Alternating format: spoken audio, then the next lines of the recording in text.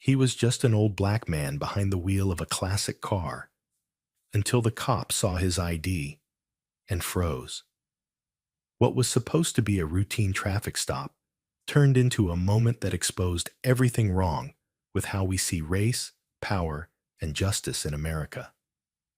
You won't believe who he really was, or how his silence spoke louder than a protest.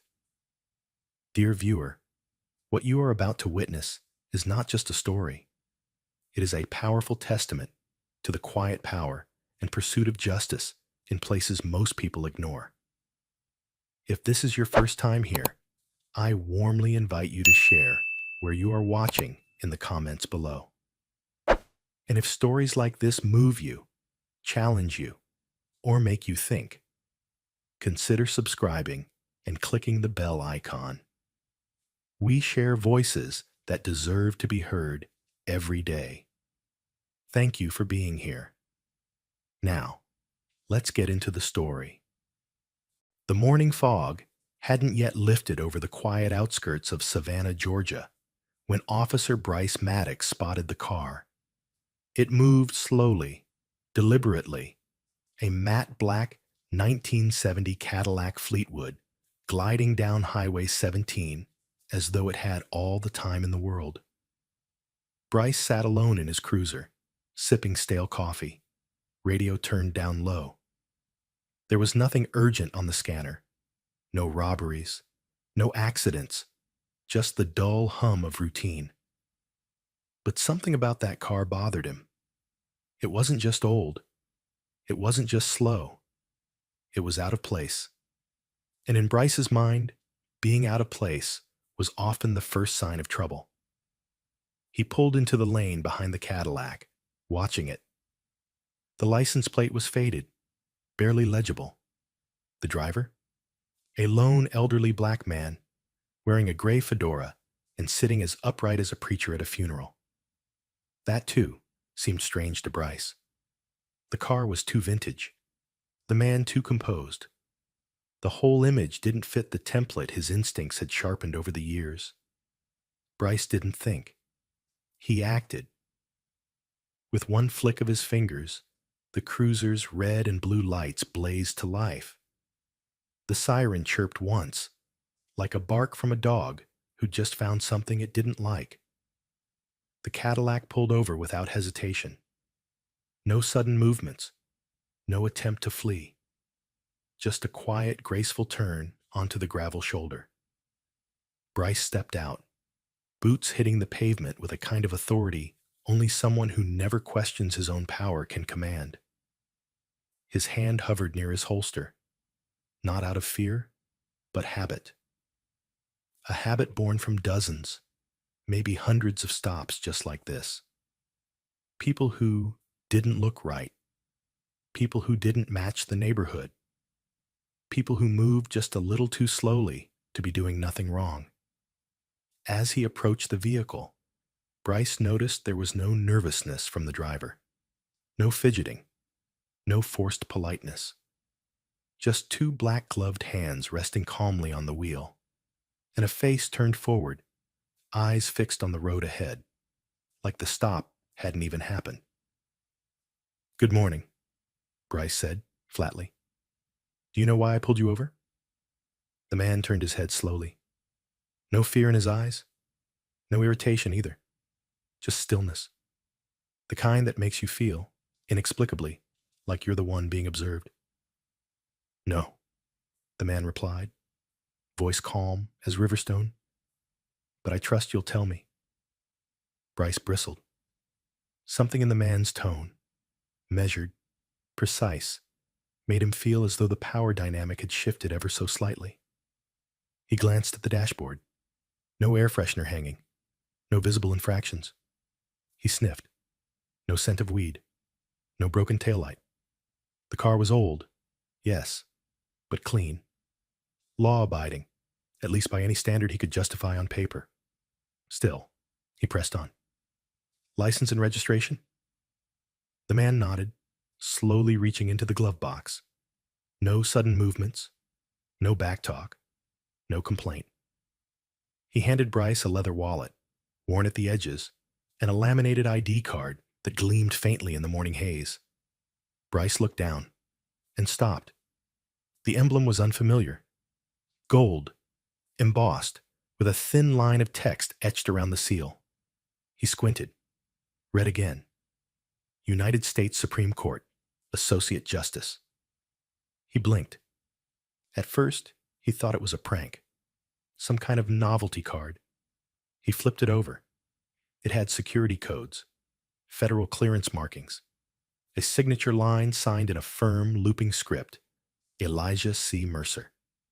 His throat dried. He didn't say anything for a moment.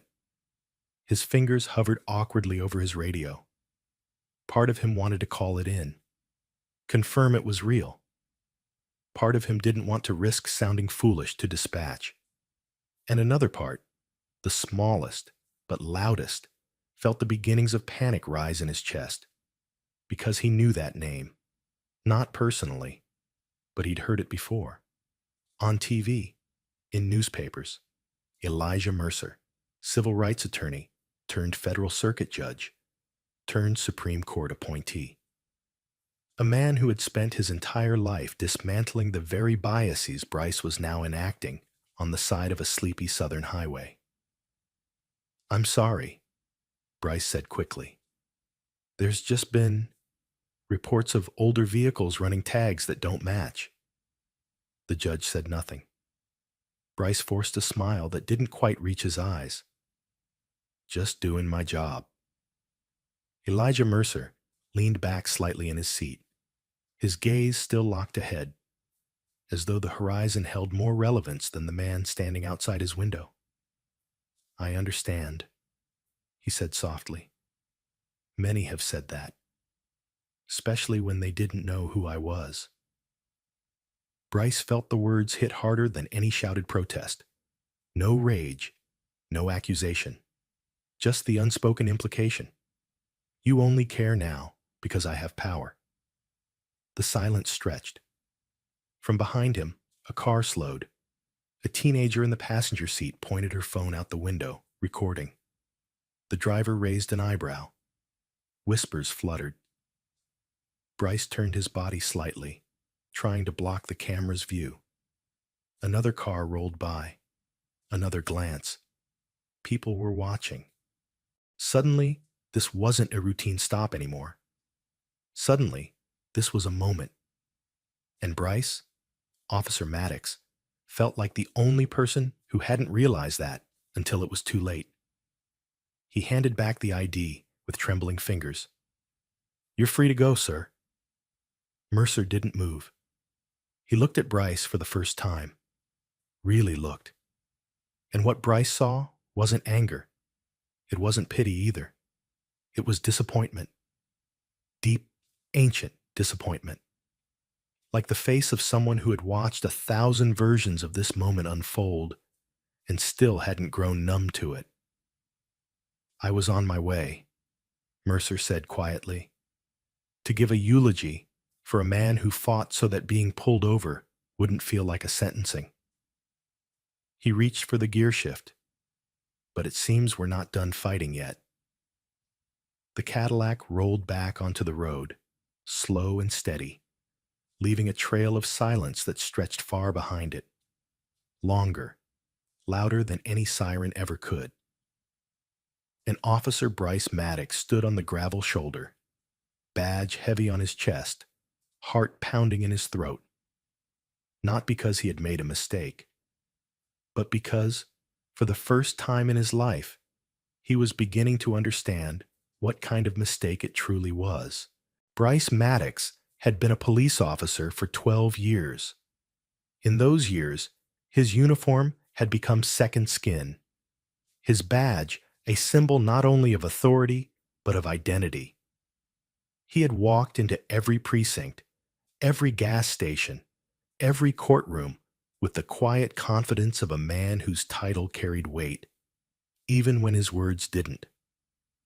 But that morning, on the side of Highway 17, as the Cadillac disappeared behind the veil of trees and rising sun, something fundamental shifted. Something so small and quiet It should have been dismissible, yet it wasn't. Back in his cruiser, the silence was different now. It wasn't the comfortable quiet he used to savor before a shift kicked into chaos. It was the kind that crept into your chest and asked questions you weren't ready to answer. The kind that didn't shout, but left echoes behind. He looked down at the badge resting against his chest. It hadn't changed.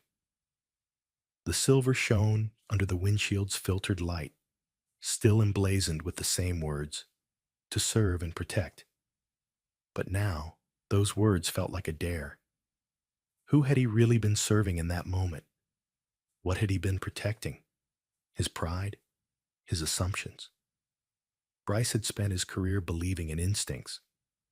They were what set good officers apart from the rest, or so he'd been told. He prided himself on reading the situation, feeling when something was off, acting fast when others hesitated. But what if that feeling wasn't instinct at all? What if it was bias, dressed in the uniform of intuition? He didn't like the thought. It scraped at the edges of his self-image like sandpaper. But the face of Elijah Mercer, the Supreme Court justice he had pulled over just an hour ago, refused to leave his mind.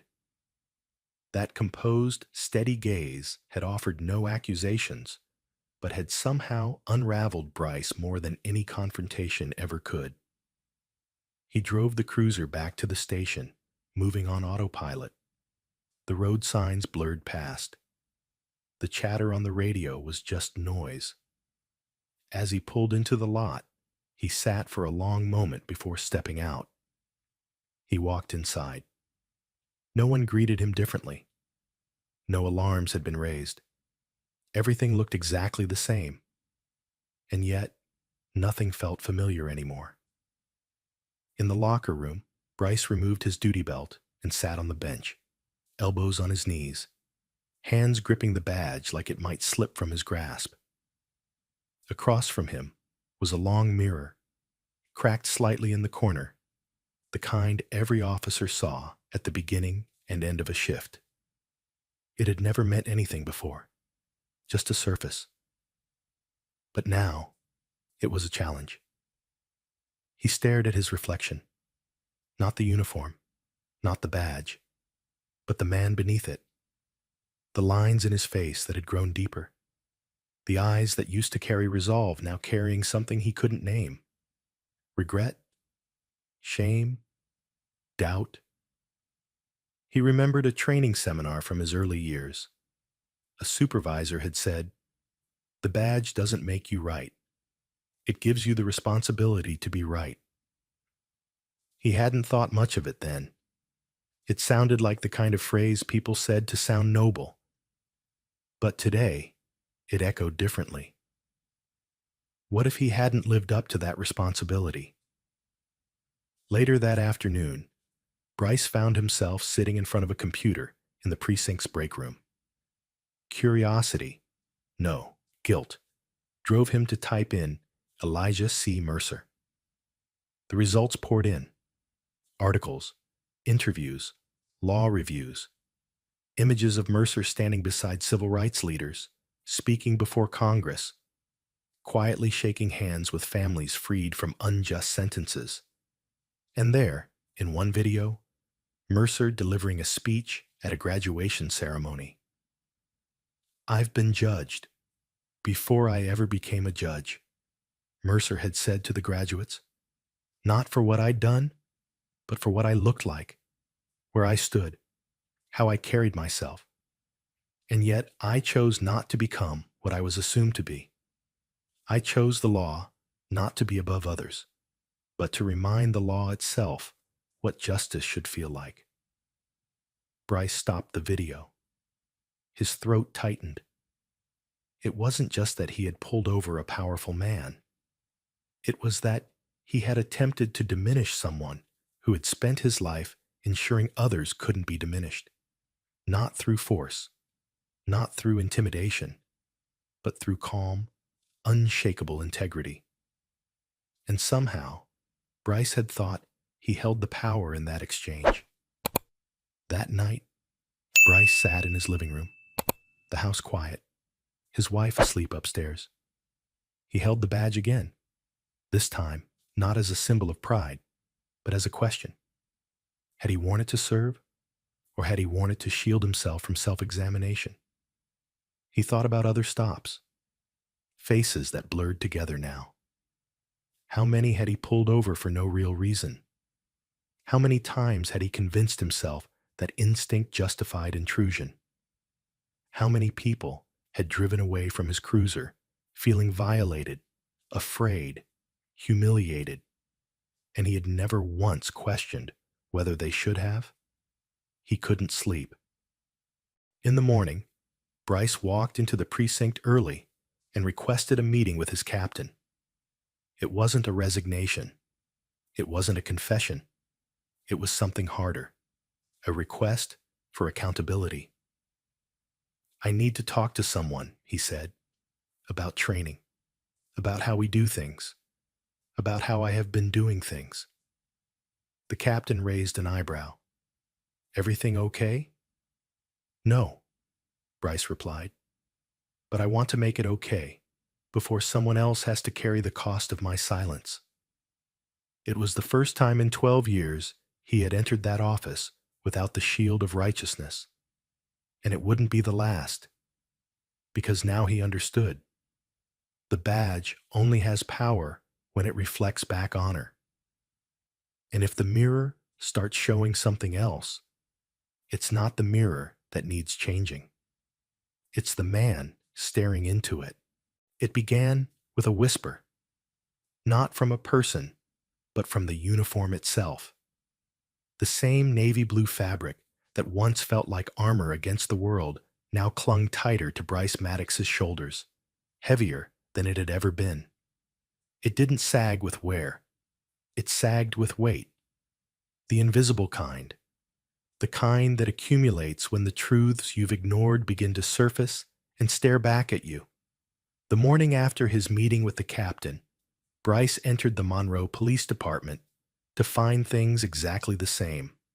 Coffee brewing, boots echoing across tile, officers trading tired jokes near the evidence lockers. But for Bryce, nothing felt familiar anymore.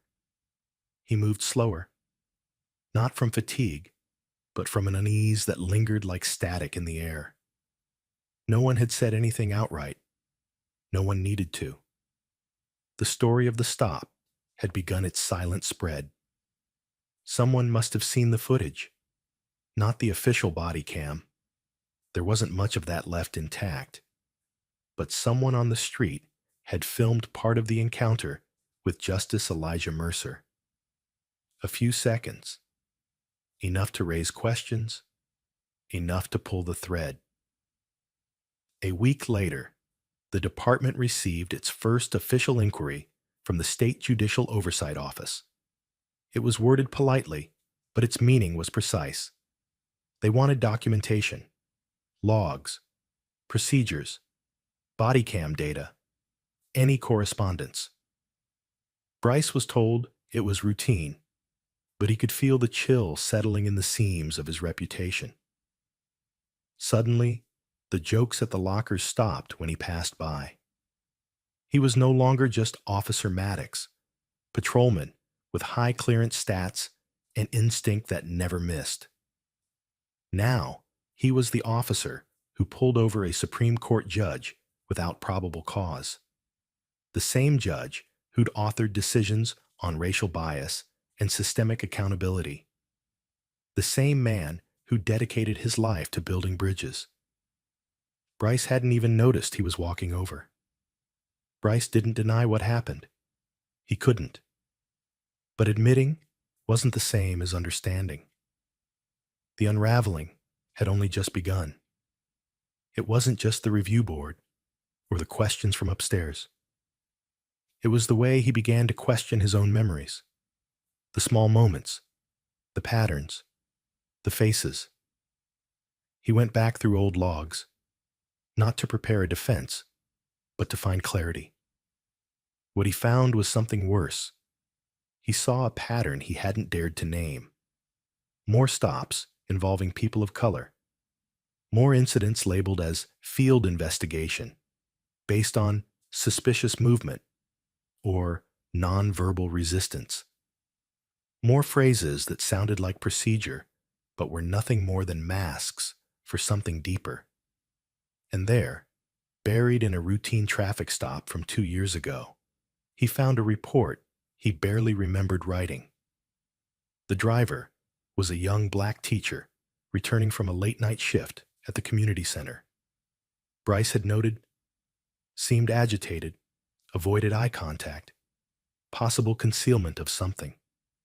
But now, reading it again, he remembered the man hadn't been hiding anything. He'd been tired, worn, polite even.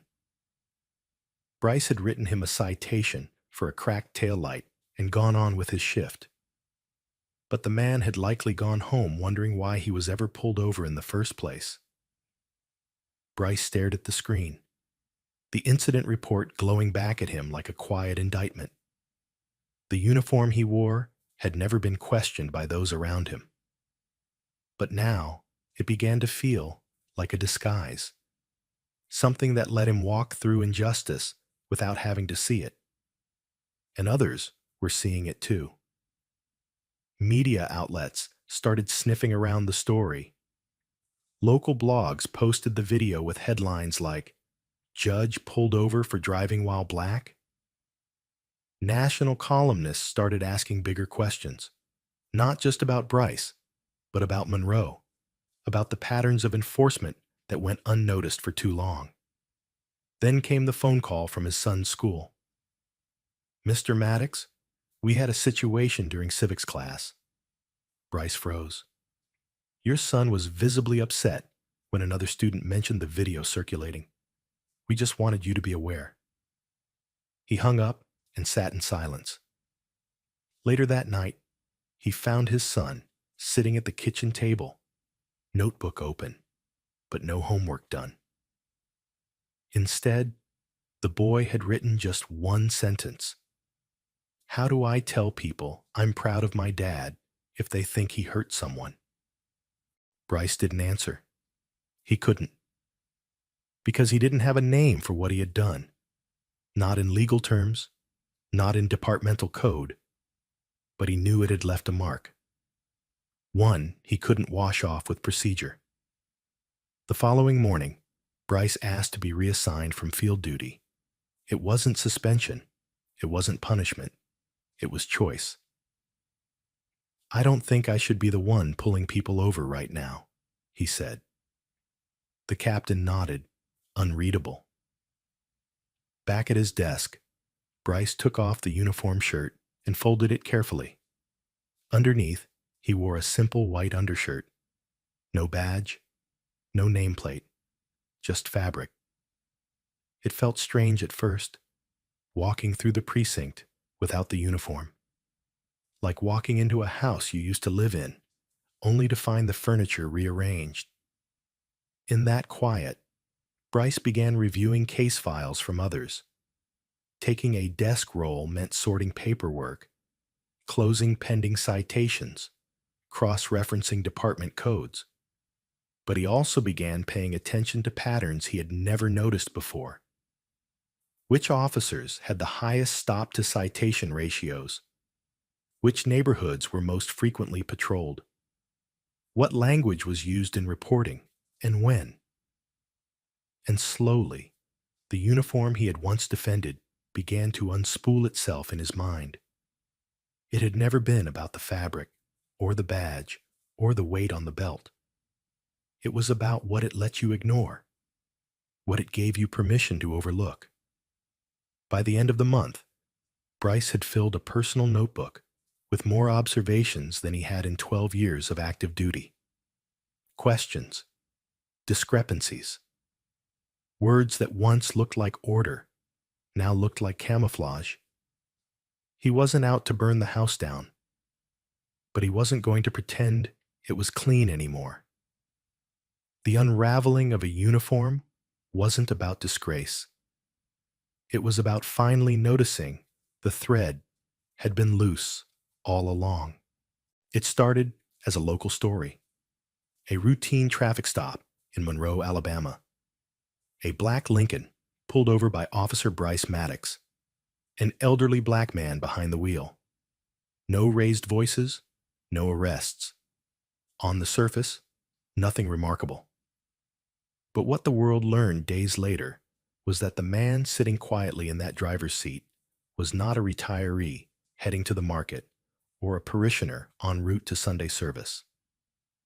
It was Justice Elijah Mercer, a sitting Supreme Court judge, one of the most respected minds in modern constitutional law.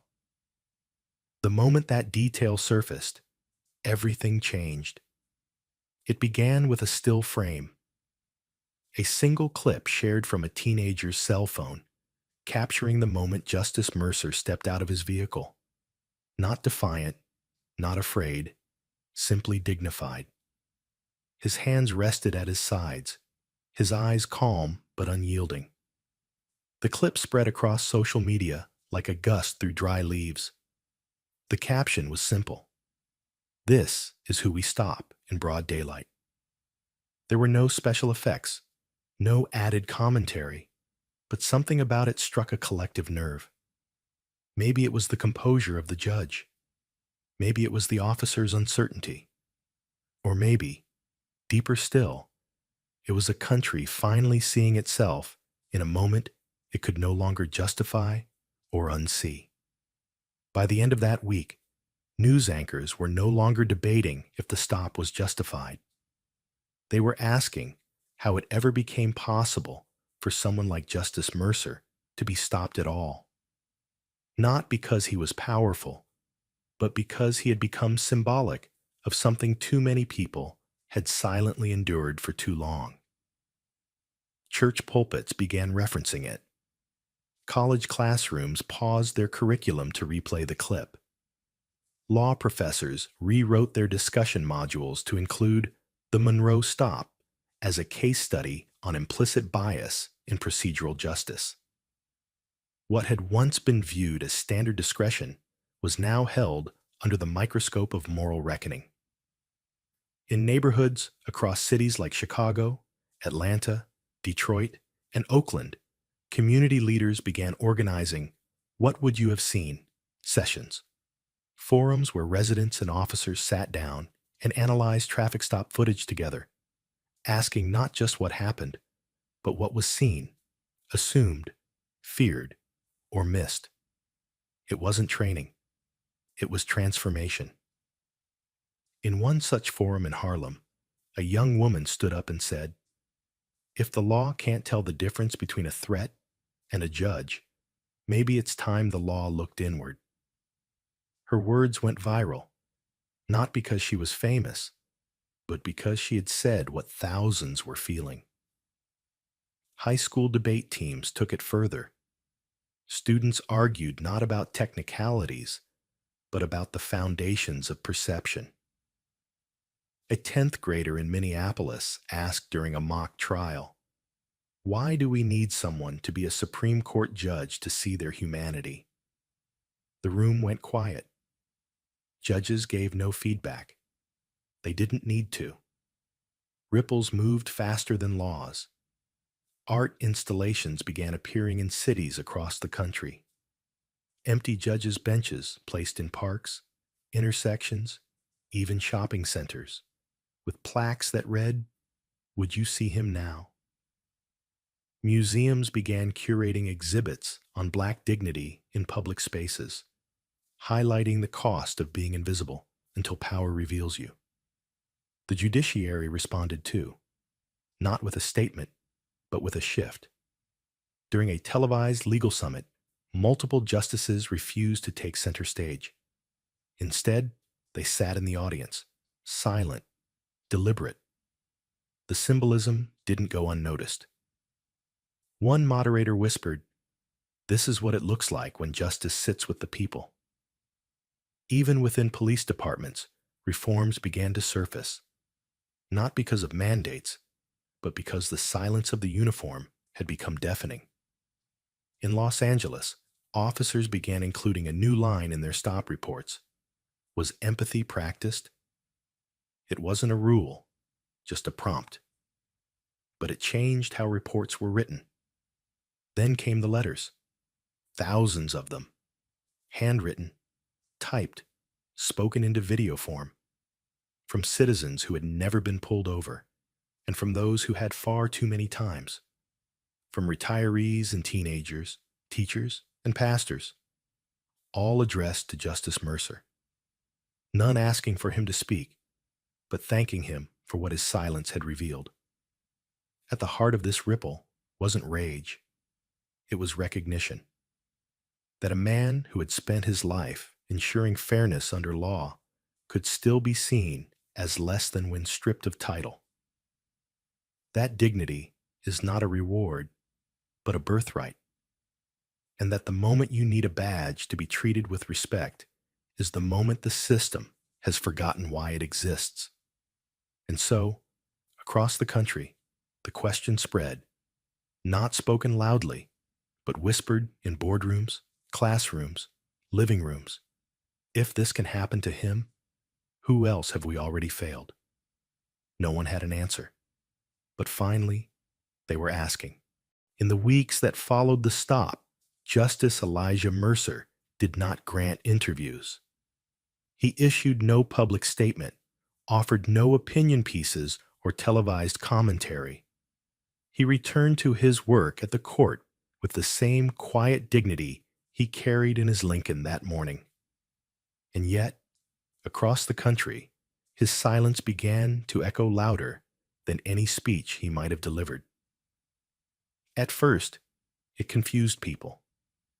The nation waited for a soundbite, for a headline-grabbing quote that could be printed in bold or looped on talk shows, but none came. Instead, his silence was filled by the voices of others, voices that had been waiting for permission to speak, or perhaps waiting for a reason they could no longer deny.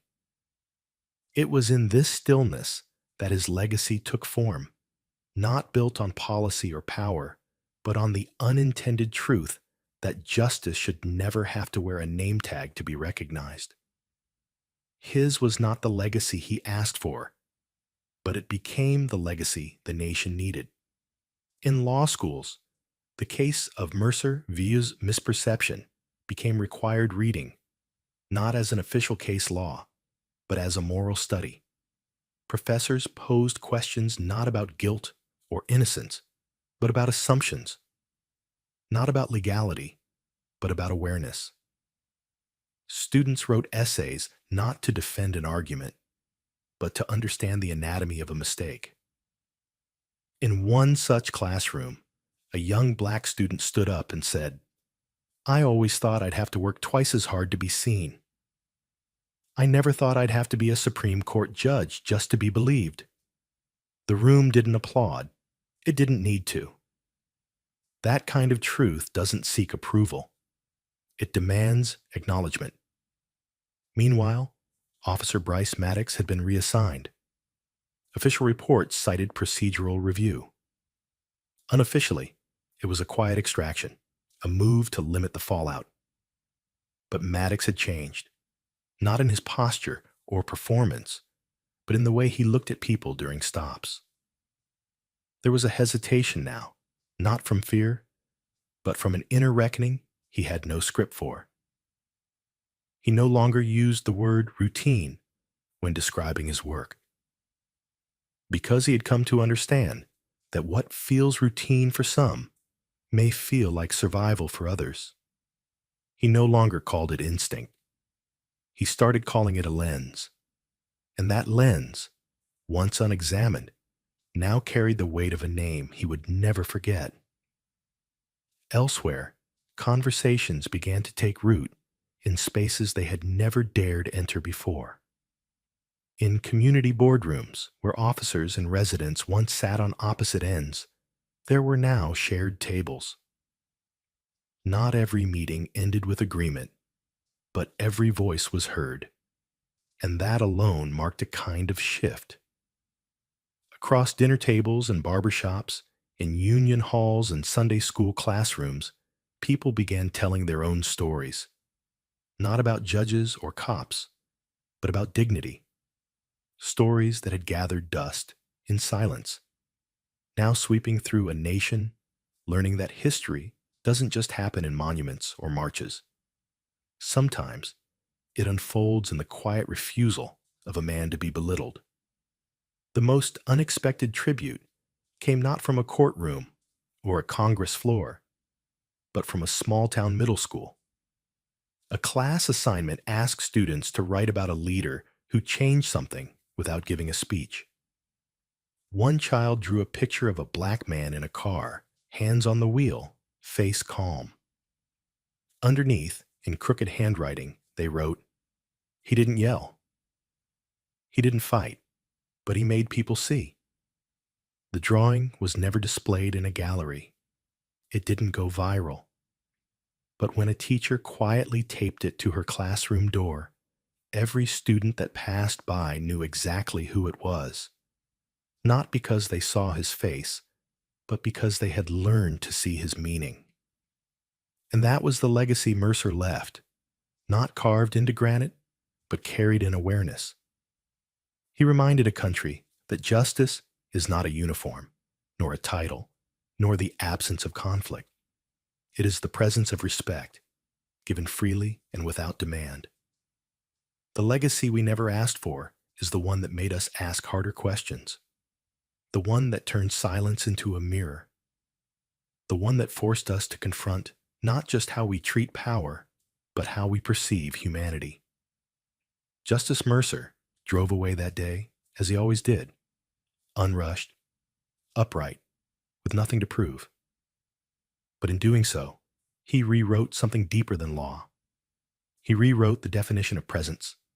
And we, the witnesses of that silent verdict, now carry the responsibility to ensure we never go blind to dignity again. Elijah Mercer was never looking to become a symbol. He wasn't chasing a headline, nor did he speak loudly or demand recognition. He was simply an old man driving a well-kept Lincoln through the quiet streets of Charleston, headed to honor a chapter of his past. But what happened on that roadside, the moment a uniformed officer saw not a man, but a profile, became more than just an interaction. It became a reckoning. Not because Mercer resisted, but because he didn't. Not because he confronted, but because his calm composure spoke louder than protest. What began as a traffic stop ended as a mirror held up to a nation, forcing it to ask who gets to be presumed innocent, who is granted dignity without explanation, and who must still carry proof of worth in their pockets. Throughout the story, Mercer's silence was not passivity, it was power. Every pause, every calm reply, every refusal to escalate carried the weight of decades spent upholding the very justice system that now doubted him. Officer Bryce Maddox, who initiated the stop, wasn't a villain in the traditional sense. He was a product of unchecked bias and unchallenged authority. But through this single interaction, we saw how a crack in the armor of assumption could widen into a fracture of self-awareness. Maddox's journey, his shift from instinct to introspection, echoes the journey so many in positions of power must make. He did not lose his job, but he lost something more revealing: the unquestioned confidence in his own righteousness. And then came the ripple, the footage, the bystanders, the silence that became a national conversation. Students rewrote essays, officers rewrote protocols, civilians rewrote expectations. Across schools, courtrooms, and city blocks, Mercer's presence lived on, not through speeches, but through the way people paused before judging, the way they asked names with care, the way they questioned procedures that had gone unchallenged for years. A man who had no intention of leading a movement, did just that. By refusing to shrink beneath disrespect, and by choosing presence over performance. The lesson in this story isn't about one bad cop or one good man. It's about the space between perception and reality, and how dangerous that space becomes when we fill it with assumption. It's about how power is most clearly tested, not when it's resisted, but when it's met with dignity. We are reminded that justice isn't just upheld in courtrooms or codified in laws.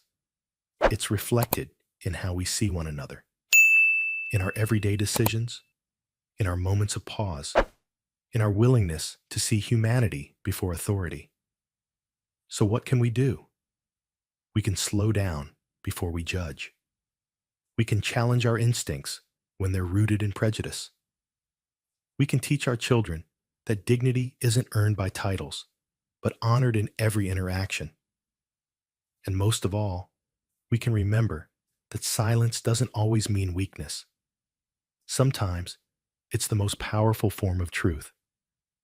If this story moved you, even just for a moment, please consider subscribing to this channel.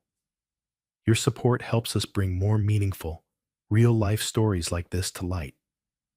Help us keep the conversation going, and help ensure voices like Elijah Mercer's never fade into silence again.